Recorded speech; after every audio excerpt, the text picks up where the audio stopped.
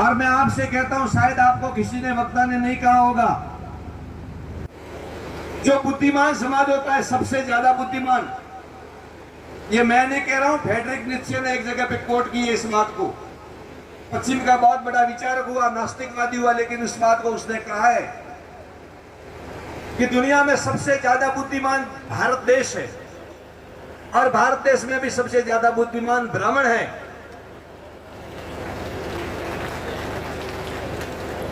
उस ब्राह्मण की परिपाटी को आज तक कितने लोगों ने कोशिश की, लेकिन तोड़ नहीं पाए। लेकिन मैं इस मंच के माध्यम से आपको कहना चाहता हूं कि जो ज्यादा बुद्धिमान लोग होते हैं उनकी कमजोरी होती है, उनका मौलिक चिंतन मनन होता है, उनकी इंडिविजुअल थिंकिंग होती है। एक मंच पे एक विचार पे वो बहुत कम बैठते हैं। एक डॉक्टर 10 डॉक्टर इकट्ठे होंगे तो ऑपरेशन नहीं कर सकते।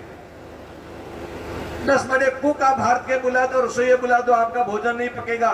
किसी सज्जन आदमी के, समझदार आदमी के, संकटों वाले आदमी के पीछे आपको चलना पड़ेगा, और उसके पीछे आप चलोगे और व्यक्तिगत मतभेद भुला के सिर्फ ब्राह्मण एकता का भाव लेके चलोगे तो यह आपका कार्यक्रम सफल होगा।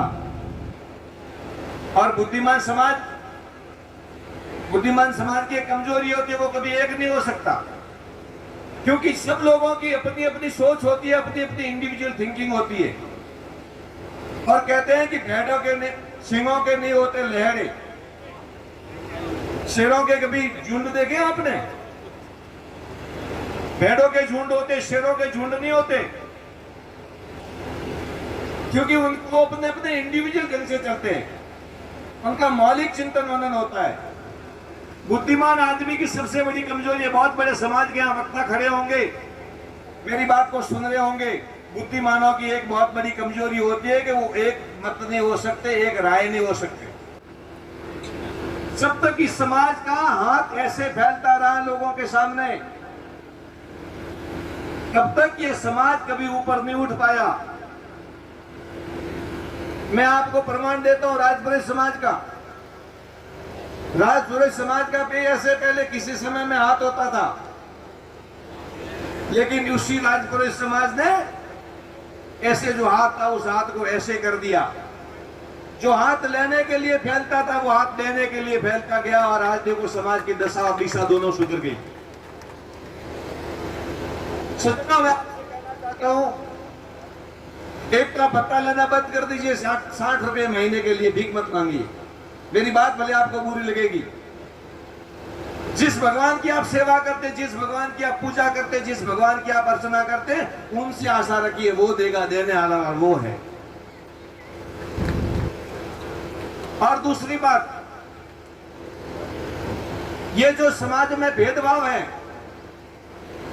मैं कहता हूं कि एक मंच, और वो मंच तब तक चलेगा जब तक उस मंच के अंदर राजनीति नहीं आएगी।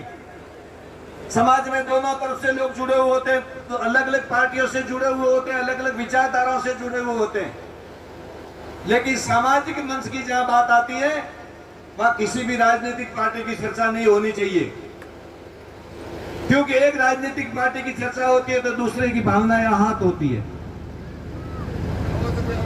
और मैं कहता हूं ये सार्वजनिक मंचों पे बात करने की है ही नहीं। सबको पता है कि क्या करना चाहिए।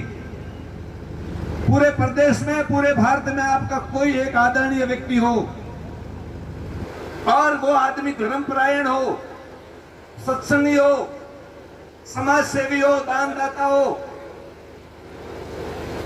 और ऐसे आदमी के निर्देशन में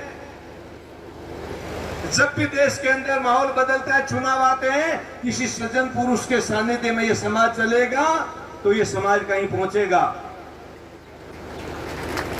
सब अपनी अपनी राजनीतिक रोटियां सेकने के लिए मंचों पे आते हैं, सब अपने अपने स्वार्थ की बात करते हैं, अपने अपने फोटो खिंचवा के अपने अपने भाषण देके चले जाते हैं।